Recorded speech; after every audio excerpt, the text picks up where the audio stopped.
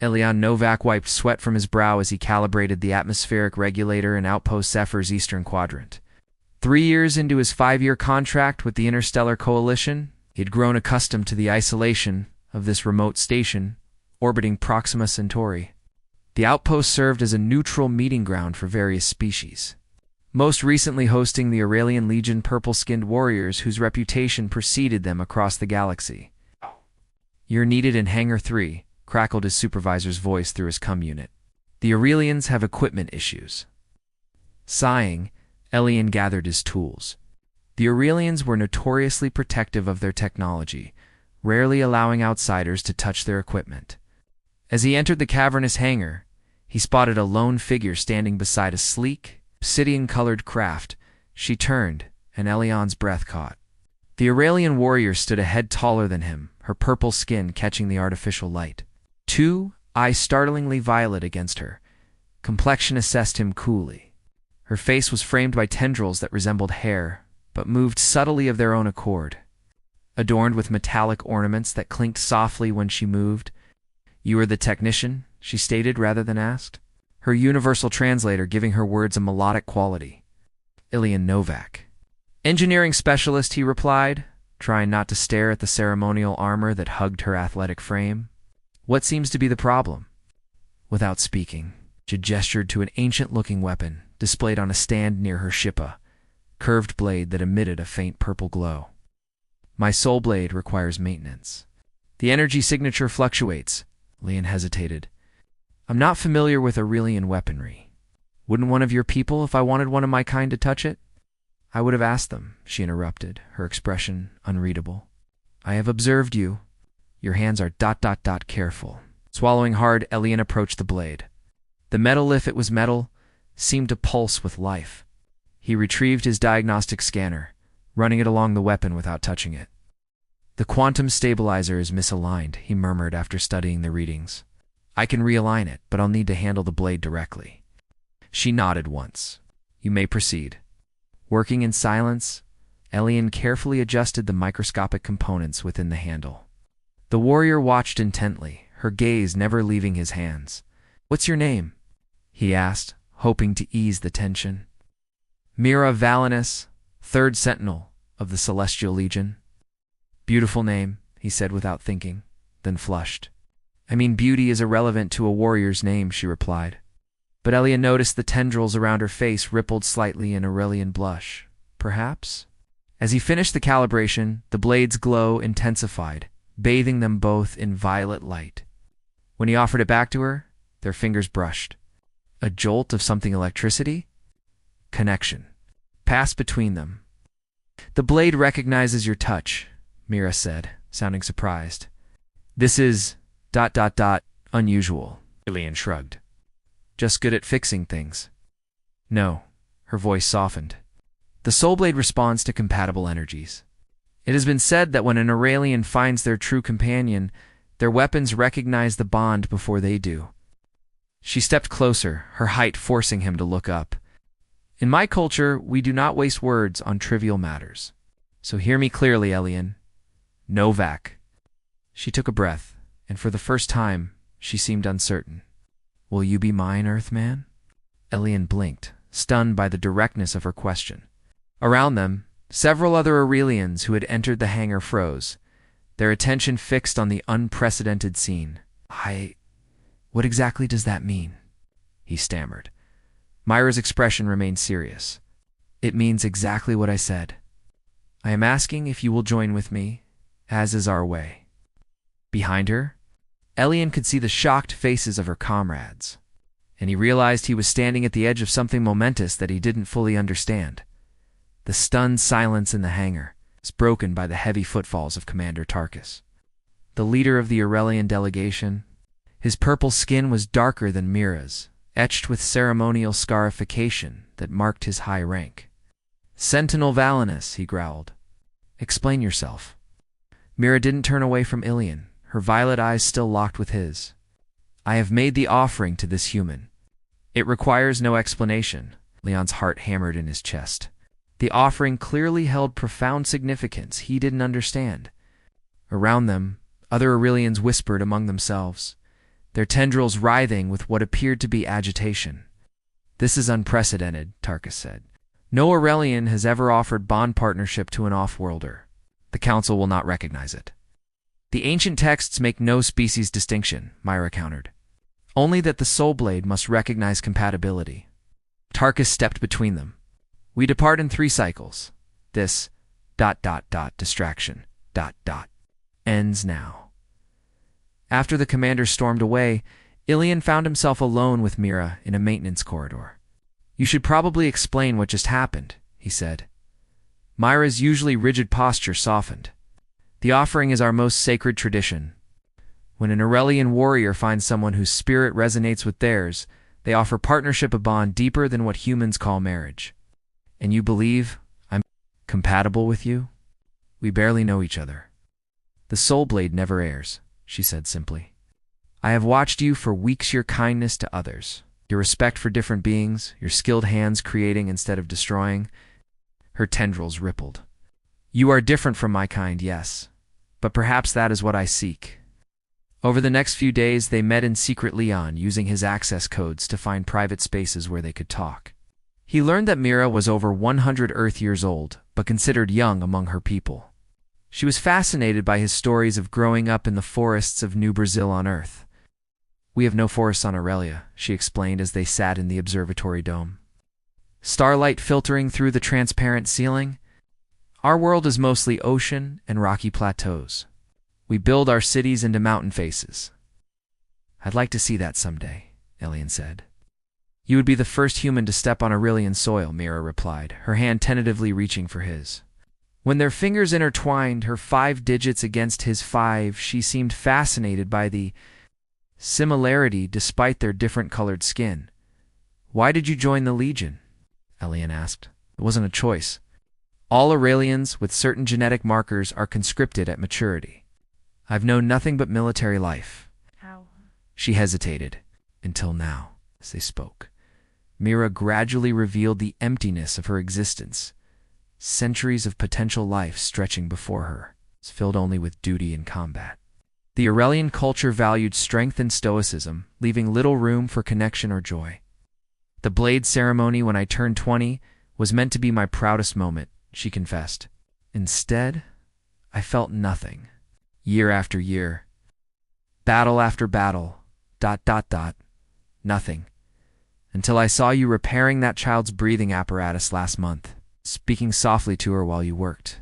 Something awakened in me then. Their time was running out. The Aurelian fleet would depart soon. And Commander Tarkus had ensured Mira was constantly assigned duties to keep her away from the human. "I don't know what to do," Ilian admitted during one of their brief meetings. "I feel something for you I can't explain, but you're leaving, and your people clearly don't approve." "Come with me," Mira suggested, her typically confident voice uncertain. "To Aurelia? Would they even allow it?" "No," she admitted. "But there are other places in the galaxy." "We could," the station alarm blared, cutting her off. "Attention all personnel," the automated system announced. "Hostile craft approaching. Battle stations." "This is not a drill." Mira's expression hardened into the warrior he'd first met. "I must go." As she turned to leave, Ilian caught her hand. "Be careful." For the first time, he saw Myra smile, a small, tender gesture that transformed her face. "The Soul Blade has chosen you, Ilian Novak. I will return." The attack came from the Draconid Marauders, a mercenary faction known for targeting outposts with valuable technology. Outpost Zephyr's defenses were designed for meteoroid protection, not warfare. Within minutes, the station shuddered as the first blasts hit. Ilian raced toward engineering as emergency protocols initiated. The Aurelian warriors, originally guests, had become the station's only real defense. Through viewport windows, he glimpsed their sleek fighters engaging the enemy vessels. Purple energy weapons cutting through space. "Novak." His supervisor grabbed him. "The main shield generator is failing. If it goes, we lose life support in half the station." Racing to the central core, Ilian found the shield systems critically damaged. As he worked frantically to reroute power, the door blasted open. A draconid soldier reptilian and heavily armored stormed in, weapon raised. Before the creature could fire, a flash of purple cut through the air. The draconid collapsed, and Mira stood in the doorway, her soul blade gleaming with energy. "They're after the quantum core," she said, stepping over the fallen enemy. "How long until shields are restored?" 10 minutes if I'm not interrupted again," Elian replied. Hands flying over the controls, Mira positioned herself at the entrance.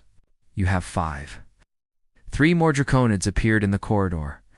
Elian had never seen Mira fight. The fluid grace with which she moved defied physics. Her soul blade seemed an extension of her body as she engaged all 3 simultaneously. But even her skill had limits. A blast caught her shoulder and she stumbled.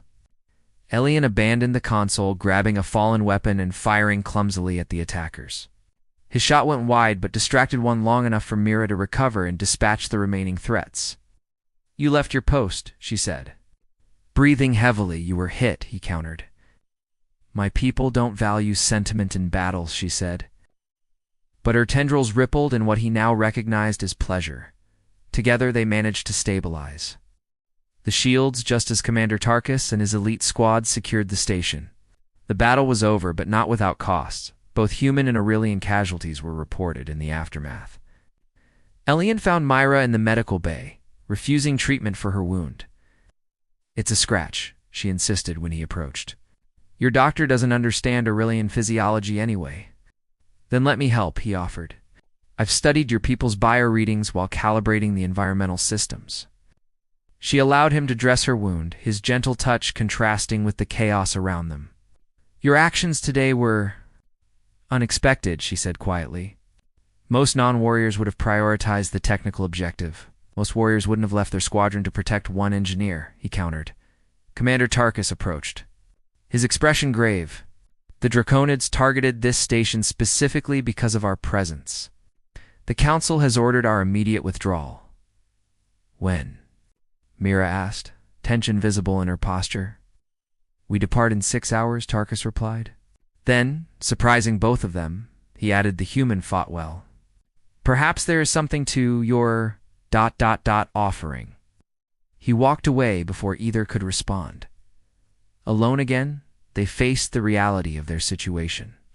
6 hours, Elian repeated. "It's not enough time," Mira said, frustration evident. "Elian, I don't know how to reconcile what I feel with my duty. For a century, I've been a perfect warrior. Now I question everything." Elian took her hands in his. "Then we have 6 hours to figure it out." As the medical bay emptied, they remained together, 2 beings from different worlds, connected by something neither fully understood but both felt deeply. The battle had shown each of them aspects of the other they hadn't glimpsed before: his courage, her vulnerability deepening. A bond that had begun with the simple maintenance of a blade. The 6 hours passed too quickly. As the Aurelian vessels prepared for departure, Leon and Myra secluded themselves in a rarely used observation deck that offered a panoramic view of the stars. Their conversation had moved beyond cultural exchange to deeper matters: dreams, fears, and possibilities. "The Aurelian Council will summon me upon our return," Mira explained, her fingers absently tracing patterns on Elian's palm. "Making the offering to an off-worlder will be seen as either heresy or revolution, depending on which elder speaks loudest." "Oh. And what will you tell them?" Elian asked. Mira's tendrils rippled with determination. "That the ancient laws don't specify species requirements for the bond. That the soul blade recognized you. That I..." She hesitated, searching for words her culture rarely used. "That I choose you." Elian moved closer, drawn to her conviction. "Is there any precedent for this? Any historical exception?" "There are legends," she admitted. "Tales of Aurelians who bonded with beings from the crystalline nebula during the First Age. But those are considered myths, not historical records." A plan began forming in Elian's mind. "I have accumulated leave time. Nearly 6 months of it."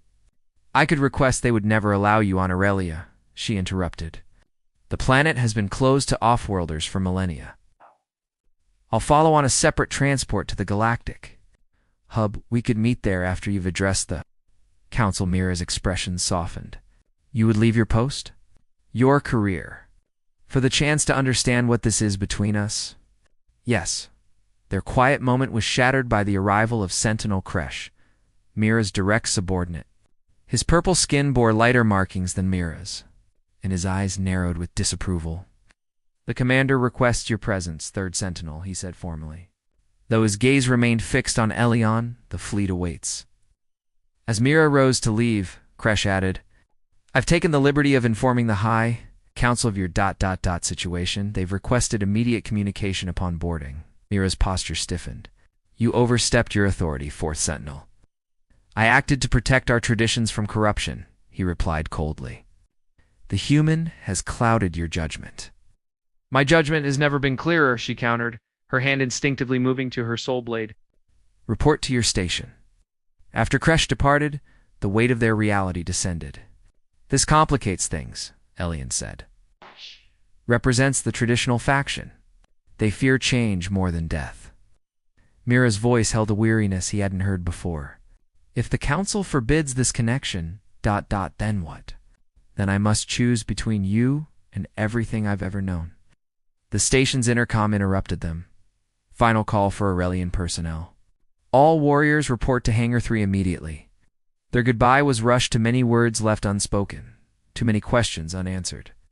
As Mira turned to leave, Elion pressed something into her hand, a small earth plant he'd been cultivating in his quarters. "A forest seed," he explained, "so you'll always have a piece of my world with you." Mira closed her fingers around it, then impulsively pulled him close. Their lips met, a gesture foreign to her culture, but one she'd observed among humans. The tenderness of it surprised them both. "I will find a way back to you," she promised, as the Aurelian fleet departed, leaving ripples of purple energy in their wake. Elion already began making arrangements for his journey to the galactic hub. What he didn't know was that forces beyond either of their control were already in motion 3 weeks later. As Elion prepared for his departure, an unexpected transmission arrived from Aurelia, the first direct communication ever received from the reclusive planet. It wasn't from Myra, but from the High Council itself. "Human Elion Novak," the stern Aurelian elder began. "You have interfered with our most sacred traditions. Third Sentinel Valinus has been confined for purification rituals. Your presence is required on Aurelia to answer for this disruption." The transmission ended with coordinates not for Aurelia itself, but for a neutral meeting point at the edge of their solar system. It was both a summons and a trap, but also the only way to reach Myra. Without hesitation, Elion changed his travel plans. If Myra would risk everything for their bond, he would do no less. The journey to the Aurelian system took nearly a month.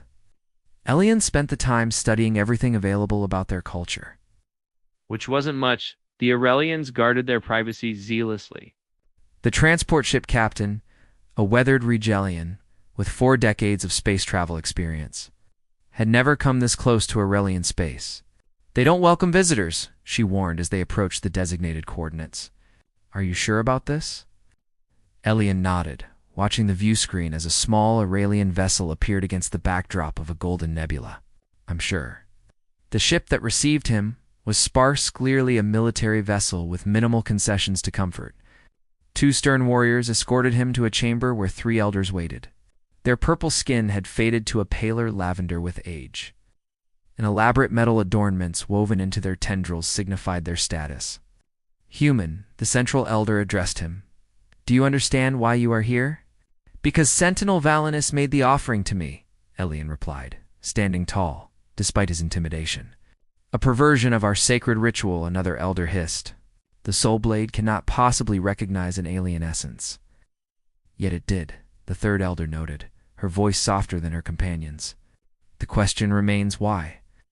For hours, they interrogated him about his interactions with Myra, their conversations, how he had serviced her blade.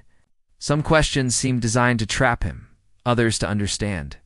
Eventually, Elion's patience waned. "I've answered everything honestly," he said. "Now I have a question. Where is Mira?" The elders exchanged glances. "Third Sentinel Valinus is undergoing purification. She's being punished for following your own traditions," Elion interrupted. Your laws don't forbid bonding with other species. Or you wouldn't be questioning Mude, simply reject the offering outright. The female elder leaned forward. You speak boldly for someone surrounded by Aurelian warriors. I speak truthfully. As Mira taught me your people value. After conferring privately, the elders departed, leaving Elian alone for what felt like hours. When the door finally opened again, it wasn't an elder who entered, but Commander Tarkus. The council is divided, he stated without preamble. Half believe this is an abomination. Half are curious about what the Soul Blade recognized in you. And what do you believe? Elian asked. Tarkus's expression remained impassive. I believe Sentinel Valinus was my finest warrior before she met you. Now she risks everything for an emotional connection our culture has spent centuries minimizing. Perhaps that's exactly why the Blade recognized me, Elian suggested. Your people have suppressed so much of yourselves in pursuit of perfect warriors. Maybe Myra needs something different to be complete. Tarkus studied him for a long moment. The purification ritual ends tomorrow. The council will render judgment then. He turned to leave, but paused. Human emotions are considered a weakness among my people. Yet I witnessed how that weakness drove you to defend this station alongside warriors trained from birth. Perhaps there is strength in it after all. The next day, Elian was brought to a vast ceremonial chamber on a small moon orbiting Aurelia. The entire council of elders, in total, presided from elevated seats. Below them stood Myra, dressed in ceremonial armor, her soul blade at her side. Though she maintained the rigid posture of an Aurelian warrior, her eyes found his immediately. The head elder spoke. This gathering is unprecedented. Never has the offering been extended to an off-worlder. We have studied our most ancient texts and find no explicit prohibition, merely an assumption that it would never occur, another elder interjected. But tradition implies. Tradition is not law, countered the female elder who had questioned Elian. And the Soul Blade's recognition cannot be denied. It responded to this human.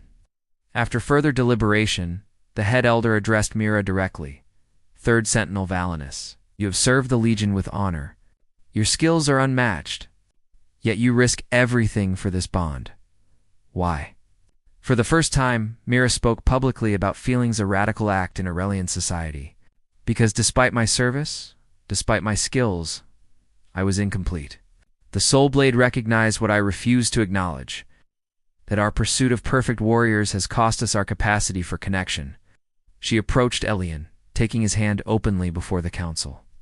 I don't reject our ways. I seek to expand them. The first Aurelians believed in balance between strength and compassion, duty and joy. We have forgotten half of who we are. Her words stirred murmurs among younger council members.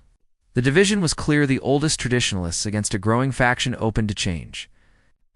The final vote was narrow. 7-5. The offering would be recognized, but with conditions. Mira would retain her rank, but serve as ambassador to human worlds. Elian would be the first human granted limited access to Aurelian territories. Their bond would be observed as a test case for potential future cross-species connections. As they left the chamber together, Mira's rigid posture finally relaxed. I never thought they would bend, she admitted. They didn't bend, Elian replied. You showed them another path, one they'd forgotten was possible.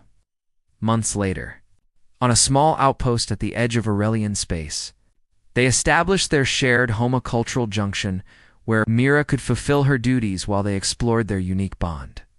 The seed Elian had given her now grew in a special chamber designed to recreate Earth conditions.